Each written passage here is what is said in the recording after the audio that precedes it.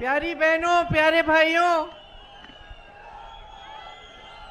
आप काफी समय से मेरा इंतजार कर रहे हैं, इसके लिए आपका बहुत बहुत धन्यवाद। इस सभा में आपका स्वागत। श्री आनंद शर्मा जी, श्री कुलदीप पठानिया जी, श्रीमती आशा कुमारी जी, श्री नीरज नैयर जी, श्री यशवंत खन्ना जी, श्री करतार सिंह ठाकुर जी, श्री विजात कंवर जी, श्री अश्विनी ठाकुर जी, श्री भजन सिंह जी, श्री कमल ठाकुर जी और मंच पे विराजमान सभी नेतागण, सभी पदाधिकारीगण, आप सबका भी इस सभा में स्वागत। एक बार मेरे साथ कहिए, माँ दुर्गा की जय, माँ दुर्गा की धन्यवाद। लक्ष्मी नारायण भगवान की, भगवान भोलेनाथ जी की। यहाँ आकर बहुत खुशी हो रही है। मेरा दिल वैसे भी हिमाचल में ही रहता है, घर दिल्ली में है। चलिए, घर हिमाचल में भी है, लेकिन इस घर में दिल ज्यादा रहता है, यहाँ आने का बड़ा दिल करता है। तो जब भी मैं हिमाचल आती हूँ तो मुझे बहुत खुशी होती है। हाँ, देखिए, आपका प्रदेश बहुत सुंदर प्रदेश है, आपका हुनर भी बहुत है, आप शिक्षित भी हैं और हर तरह से आपके प्रदेश की ओर पूरा देश देखता है, क्योंकि यहाँ की जो सभ्यता है उसमें एक तरह से जो सादगी और जो ईमानदारी है वो शायद पूरे देश भर में सबसे ज्यादा है। और मैंने भी अपने अनुभव में ये देखा है कि आपके जो समाज की सभ्यता है, आपके रहन सहन के जो तरीके हैं वो बहुत सुंदर और शालीन है, और इससे पूरे देश को सीखना चाहिए। जो भी नेता यहाँ आता है, खास तौर से चुनाव प्रचार के लिए, वो ये बात जरूर करता है कि ये देव भूमि है और वीरों की भूमि है, और ये सही बात है, एक गंभीर बात है जिसे समझना बहुत जरूरी है। ये एक कहने का तरीका नहीं होना चाहिए कि कोई भी आया कह दिया और चले गए। ये बात गहरी इसलिए है क्योंकि ये देव भूमि है, और देवताओं की जो कृपा होती है वो हमेशा ईमानदारी पे होती है, ईमानदार लोगों पे होती है। जीवन सच्चाई से जियो, ईमानदारी से जियो, तभी भगवान की सारी कृपा आपके साथ, आपके ऊपर रहती है। तो आपकी ये जो भूमि है, इसे देव भूमि कहते हैं क्योंकि यहाँ की एक परंपरा है, एक सभ्यता है, एक सुंदरता है जो दैविक है। वीर भूमि इसलिए कहते हैं क्योंकि आपने हमेशा अपने प्रदेश से सरहद पे अपने बेटों को भेजा, हमारी धरती की रक्षा करने के लिए, हमारे देश की रक्षा करने के लिए।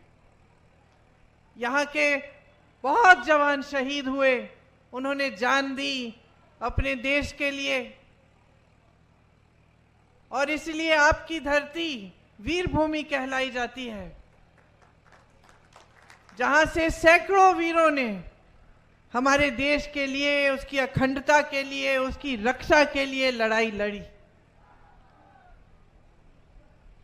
तो अगर आपके प्रदेश में ऐसी सरकार आए जो ईमानदार न हो, जो सच्ची न हो, जो आपके प्रति श्रद्धा न दिखाती हो, तो आप क्या कहेंगे? आज आम चुनाव है, आप लोकसभा के प्रत्याशी को चुनने जा रहे हैं, लेकिन साथ साथ हिमाचल प्रदेश में 6 बाई इलेक्शन भी हैं, जिस पर आपकी जो प्रदेश सरकार है उसका भविष्य निर्भर है। तो दोनों लोकसभा और जो बाई इलेक्शन है उनके संदर्भ में मैं आपसे बात करना चाहती हूं, क्योंकि जब आपने अपने प्रदेश की सरकार चुनी तो आपने बदलाव के लिए, एक नई तरह की राजनीति के लिए अपना मत डाला, अपना समर्थन दिया। अब मोदी जी यहां आकर देवभूमि की बात करते हैं, देवताओं के नाम पर आपसे वोट मांगते हैं, लेकिन मोदी जी ने आपकी चुनी हुई सरकार का क्या किया? उन्होंने पूरी ताकत डाली, धन बल की ताकत, कि ये सरकार गिर जाए। सरकार आपने चुनी थी, सरकार लोकतंत्र के जरिए आपने चुनी थी, और मोदी जी ने पैसे दे देकर, भ्रष्टाचार सबके सामने करके हिमाचल प्रदेश की सरकार को गिराने की कोशिश की। क्या ये ईमानदारी की बात है? क्या आप इसको सच्ची राजनीति कह सकते हैं? क्या आप कह सकते हैं कि जो प्रधानमंत्री इस तरह की साजिश आपके प्रदेश की सरकार के खिलाफ करे, वो प्रधानमंत्री आपको सर्वोपरि समझते हैं? क्या आप कह सकते हैं कि उस प्रधानमंत्री जी के दिल में आपके लिए श्रद्धा है, अगर आपकी चुनी हुई सरकार के खिलाफ इस तरह की भ्रष्ट साजिश कर सकते हैं? तो ये समझना बहुत जरूरी है भाइयों और बहनों कि भाजपा के जितने नेता हैं, प्रधानमंत्री जी से शुरू होकर जो यहां के प्रत्याशी हैं उन तक जितने भी नेता हैं, उनका सिर्फ और सिर्फ एक मकसद है। वो मकसद है कि किसी भी हालत में सत्ता को अपने हाथों में रखें, चाहे सरकारों को गिराना पड़े, चाहे भ्रष्टाचार करना पड़े, चाहे विधायकों को घूस खिलाना पड़े, चाहे आपको गुमराह करना पड़े, चाहे भगवान का नाम लेकर आपका ध्यान भटकाना पड़े, कुछ भी कर लेंगे सिर्फ सत्ता के नाम से। सिर्फ सत्ता ही चाहते हैं और किसी भी तरह से उस सत्ता को रखने का काम करेंगे। तो ये एक तरह की राजनीति है बहनों और भाइयों, और इसका नतीजा आपने देखा है। ये जो अग्निवीर की स्कीम है, ये इसी राजनीति का नतीजा है, क्योंकि इस राजनीति के लिए जो मोदी जी और भाजपा के लोग करते हैं, इसके लिए धन बल की बहुत जरूरत होती है भाइयों और बहनों। बगैर धन बल के ऐसी राजनीति नहीं चल सकती, क्योंकि धन बल से ही खरीदना है विधायकों को, धन बल से ही ये मीडिया वाले जितने भी टीवी के चैनल हैं इनको चलाना है। तो धन बल की जरूरत होती है, और ये धन बल आता कहां से है? बड़े बड़े खरबपतियों से आता है। और जितनी भी नीतियां बन रही हैं आज, पिछले 10 सालों से इस देश में बनी हैं मोदी जी की सरकार में, वो सिर्फ बड़े बड़े खरबपतियों के लिए बनी है। इसीलिए अग्निवीर जैसी स्कीम आती है, जिसमें जो सेना में भर्ती होता है वो 4 सालों बाद वापस आ जाता है अपने घर और फिर से बेरोजगार बनता है, ताकि डिफेंस में भी बड़े बड़े खरबपतियों का हाथ हो। इसीलिए जब ओपीएस जैसी जो पुराना पेंशन है, जब ओपीएस की बात होती है तो मोदी जी की सरकार कहती है कि पैसे नहीं हैं, लेकिन जब बड़े बड़े खरबपतियों के कर्ज माफ करने होते हैं तो अचानक 16 लाख करोड़ रुपए जनता के पैसे, जनता के बैंकों से, सरकारी बैंकों से उपलब्ध हो जाते हैं। लेकिन पुराने पेंशन के लिए कहते हैं कि पैसे नहीं हैं। ये भी उसी राजनीति का नतीजा है जो सिर्फ सत्ता के लिए चलती है और सिर्फ बड़े बड़े खरबपतियों के लिए चलती है। आज हिमाचल के सेब के किसानों का हाल देखिए। तमाम कोल्ड स्टोरेज बड़े बड़े खरबपतियों को दे रखे हैं। तो जहां जहां सेब उगता है और कोल्ड स्टोरेज की जरूरत होती है, तो सेब का दाम कौन तय करता है? अडानी जी तय करते हैं, बड़े बड़े खरबपति तय करते हैं। तो सेब कब बिकेगा, कितने पे बिकेगा, आज वो तय करते हैं। आपको अपनी उपज का सही दाम नहीं मिलेगा, क्योंकि बड़े बड़े खरबपतियों के लिए ये भी नीतियां बन रही हैं। तो देखा जाए तो जितनी भी इनकी नीतियां हैं वो सब सिर्फ बड़े बड़े खरबपतियों के लिए हैं, और जनता महंगाई से जूझ रही है, किसान जूझ रहा है, मिडिल क्लास जूझ रहा है। यहाँ तमाम शिक्षित नौजवान हैं लेकिन पूरे देश भर में इतनी बेरोजगारी बढ़ गई है कि जितने भी शिक्षित हों, रोजगार मिलने का नामो निशान नहीं है। माता पिता चाहे जितने भी गरीब हों, जितने भी दूर दराज इलाके के हों, सब अपने बच्चों को आजकल शिक्षित करते हैं। सबसे पहला परिवार का मकसद यही होता है, बच्चा शिक्षित होगा, अच्छी नौकरी मिलेगी, अपने पैरों पे खड़ा हो जाएगा। लेकिन आज मोदी जी की देन है कि 10 सालों में जो बेरोजगारी बढ़ गई है वो 45 सालों में नहीं रही। 70 करोड़ नौजवान आज बेरोजगार हैं। 30 लाख सरकारी पद खाली पड़े हुए हैं। जिस तरफ आप देखिए उस तरफ इन्होंने संकट बढ़ा दी है, मुश्किलें बढ़ाई हैं, परेशानियां बढ़ाई हैं। हमने ओआरओपी की बात की, कांग्रेस इसे लाई, इन्होंने क्या किया? हम कहते थे 1 रैंक 1 पेंशन, ये कहते हैं 1 रैंक और तमाम अलग अलग पेंशन। आज अगर अग्निवीर शहीद हो जाते हैं तो उनको शहीदों का पेंशन भी नहीं मिलेगा। इन्होंने शहीदों में भी फर्क कर दिया है कि एक तरह का शहीद और एक दूसरे तरह का शहीद। ये कैसी बातें हैं भाइयों और बहनों? आपको समझना पड़ेगा कि किस तरह से ये सरकार चला रहे हैं। आज सेना में भर्ती होते हैं, चोट लग जाती है, उस वजह से डिसेबिलिटी हो जाती है, डिसेबिलिटी का पेंशन भी इन्होंने खत्म कर दिया है। तो अलग अलग पेंशन भी बना दिए हैं। हर तरफ आपकी मदद करने के बजाय, आपका समर्थन करने के बजाय, आपको मजबूत करने के बजाय आपको कमजोर किया जा रहा है।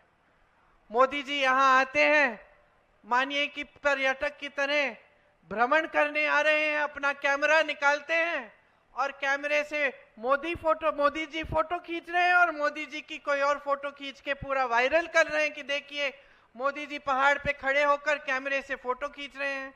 आपको मालूम है उन्होंने अपना पोस्ट डाला कैमरे से फोटो खींचते हुए, पीछे गाना क्या बज रहा था उन्हीं के पोस्ट में? किसने सुना? चंबा कितनी दूर। बिल्कुल सही गाना था, क्योंकि मोदी जी कट गए हैं पूरी जनता से और चंबा की जनता से तो पूरी तरह से कटे हुए हैं। उन्हें आपके संघर्षों के बारे में कुछ नहीं मालूम। आप कैसे जीते हैं, कैसे महंगाई का सामना करते हैं, कैसे बेरोजगारी का सामना करते हैं, उन्हें कुछ नहीं मालूम। आपके क्या हुनर है उन्हें यह भी नहीं मालूम। और आज जो परिस्थितियां उन्होंने देश में बनाई हैं, तो भाइयों और बहनों कोई बताएगा भी नहीं उन्हें। सब डरते हैं, उनके अधिकारी उनसे, उनके साथी डरते हैं, उनके मंत्री डरते हैं। जनता के बीच तो वो आते ही नहीं, कभी किसी किसान से नहीं पूछते कि आपकी क्या हालात हैं, कैसे जी रहे हो। कभी आकर किसी आपदा में भी एक बार पूछते नहीं हैं। यहाँ कितनी बड़ी आपदा हुई, मोदी जी कहते हैं कि ये उनका परिवार है, हिमाचल उनका दूसरा घर है। आए क्या आपदा के समय? एक बार आपको मुंह नहीं दिखाया। आपदा के समय आने की बात छोड़िए, एक पैसा राशि, एक पैसा नहीं भेजा इन्होंने केंद्र से। इतनी भी राशि नहीं भेजी कि जहां जहां आपदा हुई थी वहां मदद हो जाए।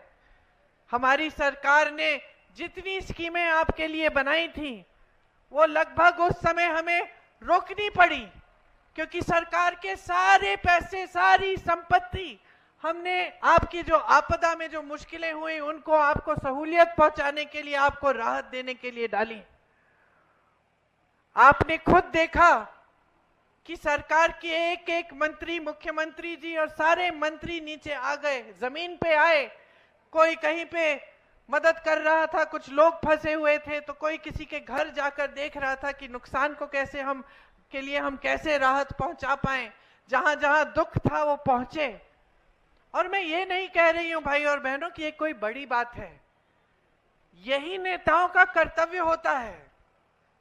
आपदा के समय अगर आपके पास आए तो यही कर्तव्य होता है। यही हमारी कांग्रेस पार्टी की बहुत पुरानी परंपरा है। पंडित नेहरू जी, जिनकी आज पुण्यतिथि है, जो इसी मैदान पे जो आए थे अपने जमाने में, इंदिरा जी, उन्होंने हमको क्या सिखाया? उन्होंने यही सिखाया कि नेता जनता का सेवक होता है। सेवा हमारा कर्तव्य है। आपदा के समय आपके पास आना है, आपकी मदद करनी है, किसी भी तरह से, जितनी भी राशि, जितनी भी तरह से हम मदद कर सकते हैं हमें करनी है। और आपने देखा कि हजारों करोड़ रुपए प्रदेश के खर्च हुए, क्योंकि इतनी बड़ी आपदा आई, बहुत समय में ऐसी आपदा नहीं आई थी। कितना नुकसान हुआ मैंने देखा, मैं हर जगह गई थी, मैंने देखा कि कैसे घर टूट गए थे। एक परिवार में अभी तक मुझे याद है, एक परिवार के 6-7 सदस्य गुजर गए, मंदिर गए थे बच्चों को लेकर, और वहां 6-7 सदस्य गुजर गए। उस परिवार के बारे में सोचिए, तो कितनी मुश्किलों का सामना आपने किया है बस अभी इन्हीं 1-2 सालों के दौरान। और इस पूरे समय में मोदी जी और मोदी जी की सरकार, ये सारे नेता जो आज आपके सामने खुशी से आकर आपसे वोट मांग रहे हैं, भगवान का नाम लेकर वोट मांग रहे हैं, ये कहां थे? इन्होंने क्या किया आपकी मदद के लिए? अपना कर्तव्य तक नहीं निभाया, उल्टा जो राशि आनी थी वो रोक दी। आज अगर हमारी प्रदेश सरकार जो गारंटी हमने आपको दी थी उसको पूरा करने का काम कर रही है, तो ये एक बहुत बड़ी बात है, क्योंकि इससे पहले जो आपदा आई थी उससे बहुत बोझ पड़ा है हिमाचल की अर्थव्यवस्था पे। तो आप सोचिए भाइयों और बहनों कि इनकी नीयत क्या है, भाजपा के नेताओं की नीयत क्या है? क्या ये साफ नीयत है कि आप मुश्किलों में हैं, इतनी बड़ी आपदा आती है, इतना बड़ा संकट झेल रहे हैं, साल लगेंगे शायद सारी सड़कों की मरम्मत को करने में, जो जो टूटा उसको ठीक करने में, और जो गुजर गए उनके बारे में तो जीवन भर उनके परिवार के लोग उन्हें याद करेंगे और वो दुख झेलेंगे।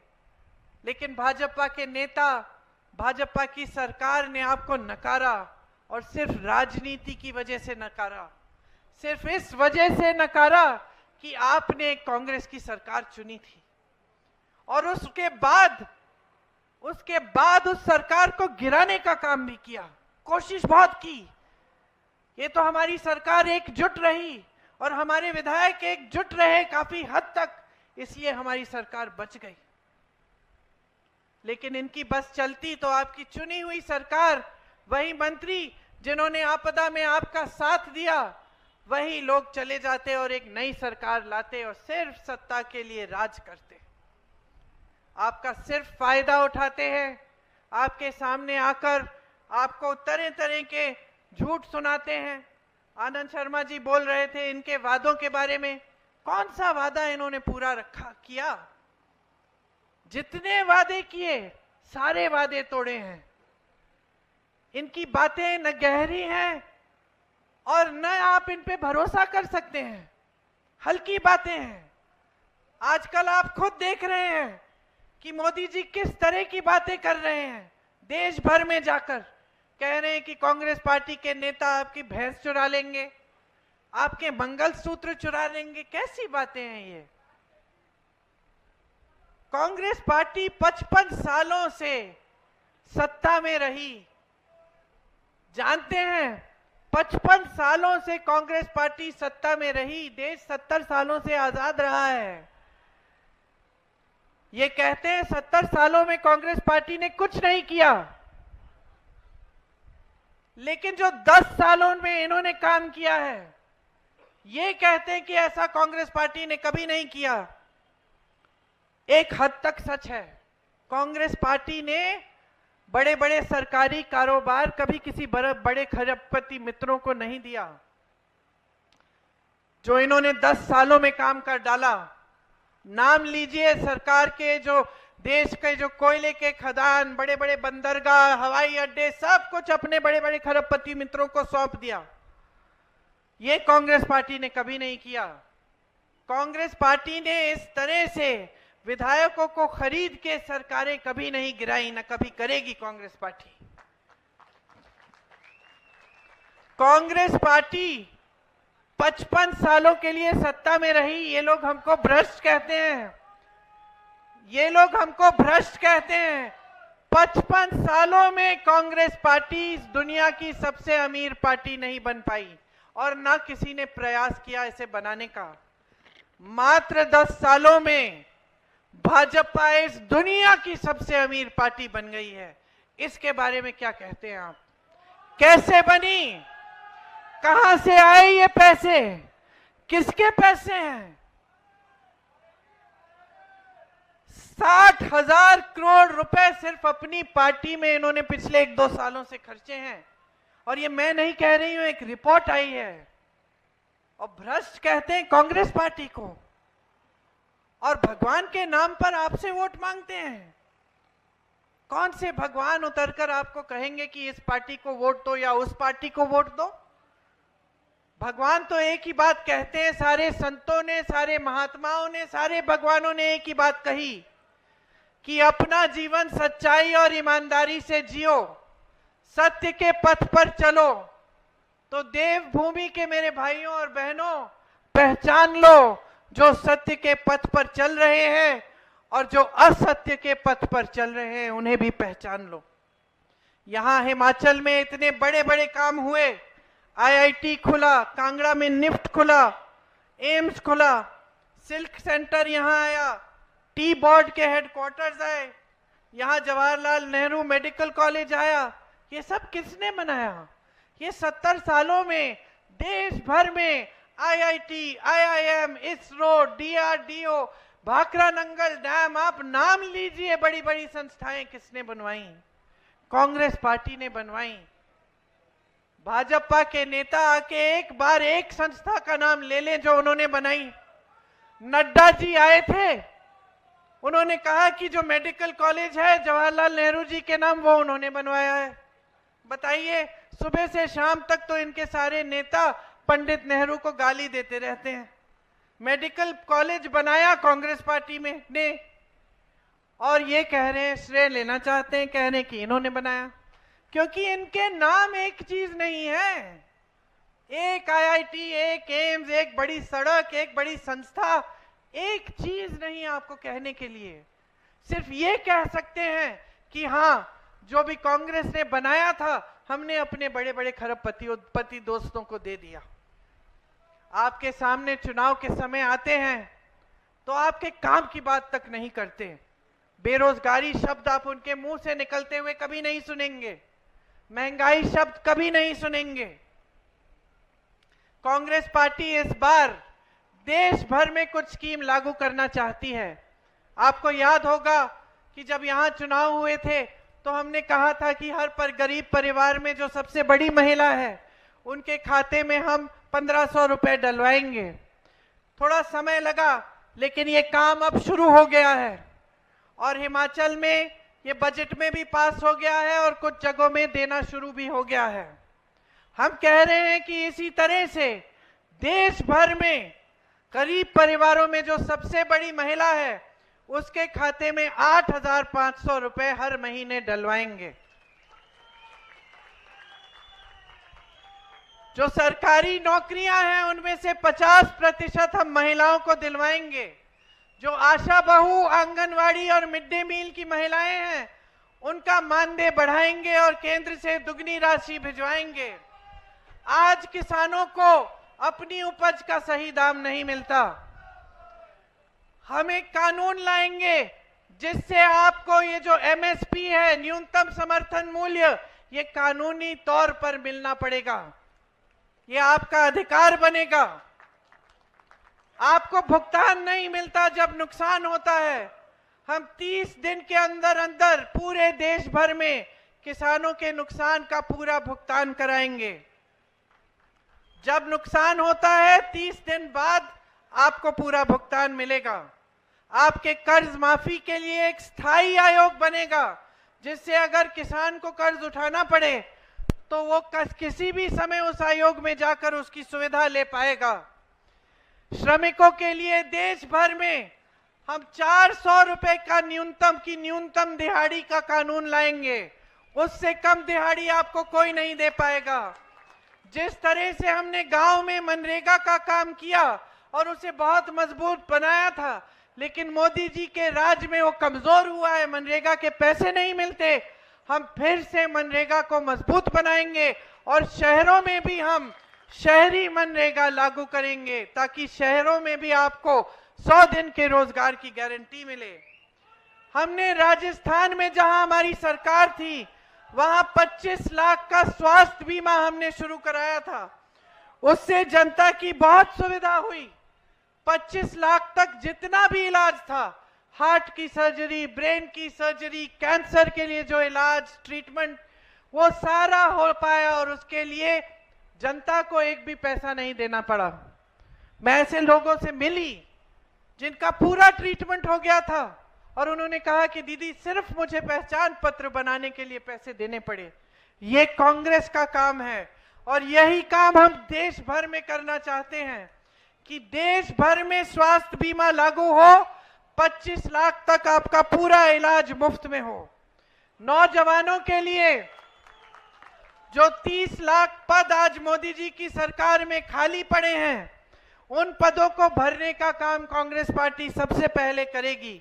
और जो स्नातक पास बच्चे हैं उनके लिए एक अप्रेंटिसशिप का प्रोग्राम लाएंगे ताकि स्नातक पास होते ही आपके हुनर को बढ़ाने के लिए आपको एक नौकरी मिलेगी जिससे आपको 1 लाख रुपए सालाना मिलेंगे जब तक आपकी स्थायी नौकरी नहीं होती। नौजवानों के लिए 5,000 करोड़ का एक फंड लाएंगे जिससे जो जो अपना छोटा कारोबार शुरू करना चाहता है, छोटा बिजनेस या स्टार्टअप, जैसे हिमाचल में हम स्टार्टअप फंड हमने बनाया है उसी तरह से देश भर में हम बनाएंगे ताकि आपको मदद मिले। आप शिक्षा के लिए अगर लोन लेते हैं, कर्ज उठाते हैं, तो शिक्षा के लिए जो भी कर्ज उठाएगा वो सारा कर्ज माफ होगा। और अगर किसी सरकारी नौकरी के लिए आप आवेदन पत्र के लिए आप फीस भरते हैं तो वो भी फीस हम रद्द कर देंगे, हटा देंगे। और सबसे बड़ी बात यह है कि जो अपनी अग्निवीर की स्कीम है इनकी, इसको हम पूरी तरह से रद्द कर देंगे। तो देखिए, आपने एक बहुत बड़ा निर्णय लिया प्रदेश सरकार के बनाने के समय। आपने निर्णय लिया कि आप एक सही, सच्ची और ईमानदारी राजनीति लाएंगे अपने प्रदेश में। आप लाए और आप देख रहे हैं कि तमाम मुश्किलों के बावजूद कि भाजपा कभी सरकार गिराने की कोशिश करती है, कभी आपदा के लिए जो राशि आनी चाहिए वो रोक देती है, कभी ये जो आपका जो ओपीएस है जो हमने लागू किया, इसका जो एक पेंशन का जो फंड होता है उसको रोक के रखती है। लेकिन तमाम मुश्किलों के बावजूद हमारी सरकार दिन रात आपके लिए काम कर रही है और ईमानदारी से कर रही है। ये निर्णय आपने लिया, ये आपकी जागरूकता का नतीजा है कि आज प्रदेश में एक अच्छी ईमानदार सरकार चल रही है। इसलिए मैं आपसे आग्रह करने आई हूं कि जो आप अगला निर्णय लेने जा रहे हैं, जो आप लोकसभा के चुनाव में अपना वोट डालने जा रहे हैं, उसको भी पूरे विवेक और पूरी जागरूकता से डालिए। कांग्रेस पार्टी के प्रत्याशी आनंद शर्मा जी ने अपने कार्यकाल में बहुत किया हिमाचल के लिए। ये जो मैं गिन रही थी, एम्स, आईआईटी, ये सब, इनमें से तमाम ऐसी संस्थाएं हैं जो इनके कार्यकाल में ही यहां पे आई। इनको आगे बढ़ाइए, कांग्रेस का प्रत्याशी चुनिए, कांग्रेस की भारी बहुमत से केंद्र में सरकार लाइए ताकि ये सारी जो केंद्र की तरफ से गारंटी हैं इनको भी पूरा करने का काम हम शुरू कर पाएं और आपके जीवन में हम सुविधा लाएं, आपको मजबूत बनाएं। धन्यवाद। जय हिंद।